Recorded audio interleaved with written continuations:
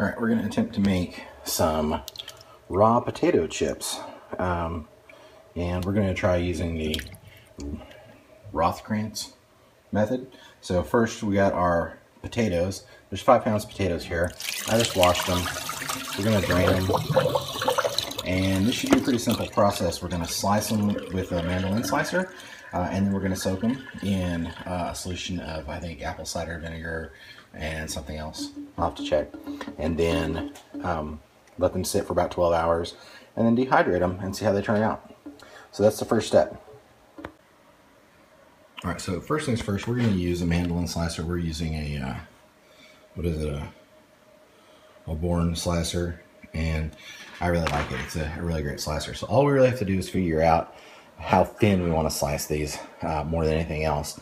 And then we should be able to put the slicer on the bowl, kind of like this, and then just slice away. So that's what we're going to do, try to figure out the thickness to begin with. All right, I'm going to take a potato and I'm going to cut it in half here. Make it a little bit easier. And then what I'm going to do, take the slicer and try to adjust the depth on it to where we think it might make for a good potato chip. Maybe a little bit thin still. Let's see. Okay, so we've got it adjusted. And now, that may actually be a little bit thick. Let's see. You think they're gonna be? That's probably it right there.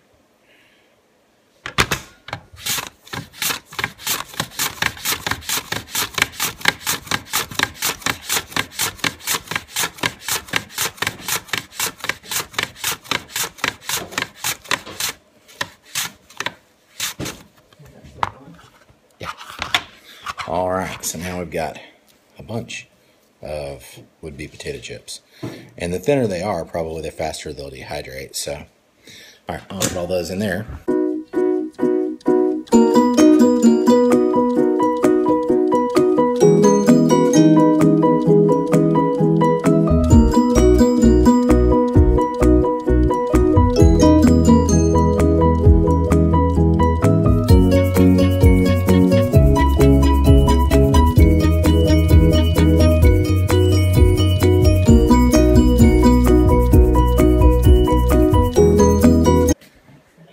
Alright, so now we have the potatoes all sliced up on the mandolin. And so the book that we're using, it doesn't give you any specifics like, you know, 4 potatoes or a pound of potatoes to this ratio of apple cider vinegar. It just says apple cider vinegar and salt.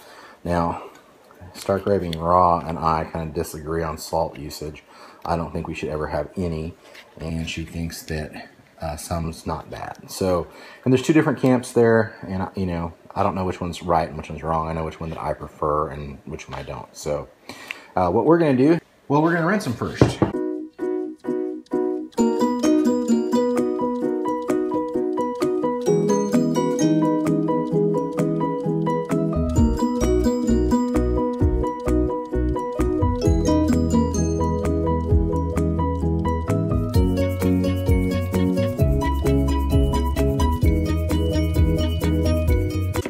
They're all back in the bowl. And now we are going to add the apple cider vinegar. We had some hanging out, I don't know. We prefer this brand that has the mother in it, because then it gives you all those good microbiomes. But we have this, so we're going to use it up. So I'm just going to pour this in there. And as I suspected, it didn't come close to filling this whole thing up. Although there is some, you can see it down there. So I'm going to use what's left of, I have another open brag. I'm going to use that. And we're getting closer. Oh, can you smell that? Yeah. So do you want this, or are you going to fill the rest with water? No, let's do it, you know, this way. I can't imagine that we could get potato chips, raw potato chips, to be so salty and vinegary that we wouldn't want them. That'd just be sea salt and vinegar chips. They'll just be sea salt and vinegar chips. So it's just a lot of apple cider vinegar that we're using. it's a ton. And it's not cheap. That's right. But it is what it is. Okay, so now we've got that there. And some sea salt, I guess, is supposed to go in with this. Of course, I have no idea how much sea salt. You have any idea? No. Oh.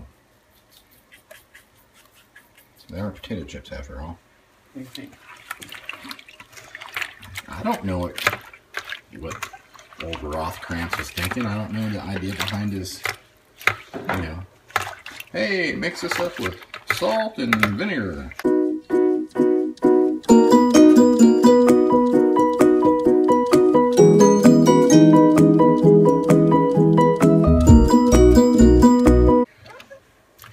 Part of the reason we're doing this is because our son loves potato chips, and I'm really tired of getting him even naturally done potato chips. I really feel, you know, because they have to put things in there to keep them as fresh as they can keep them, which means that there are some sorts of preservatives in there. And if you get any that aren't, you know, of course, those are going to be really, really expensive. And now they sit for 12 hours before we put them on the thing. So we'll come back and check it out after then. All right, so we've been taking the potato slices out of the salt and vinegar mix and rinsing them with some water to rinse off some of the vinegar, like that. And you can actually see, come over to the dehydrator here for a second, you can actually see how we've started this process and how they're starting to dry out. We decided to double space so that we'll have a little bit more room. Depending, the thicker slices may actually work out better, so we'll see. We only did about half of our potatoes, so we've still got a bunch to go. And then we've got some happening there. Rearranges a little bit.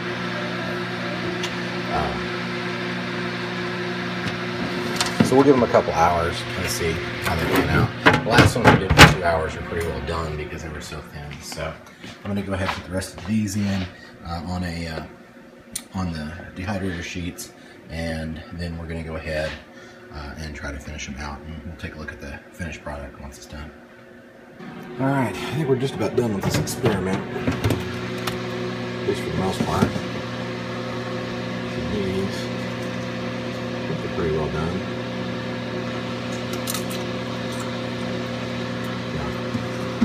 It took a couple hours.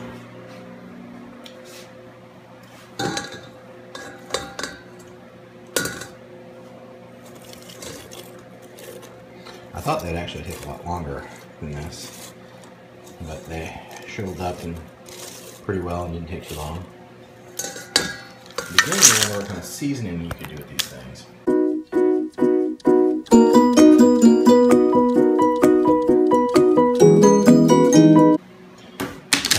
Fell on the floor and stuff. I'm sure the doggies will be in here in a second to tell us how good they are. There's one. There's one now. She's going to find the chip, and she does, and she says, nope, I don't want it. Okay. Well, now we know.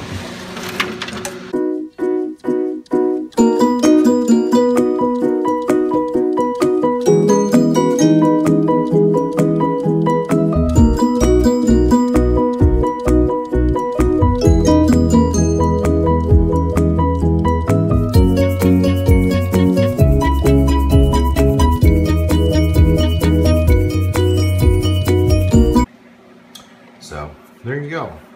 That is the potato chips. They get really small.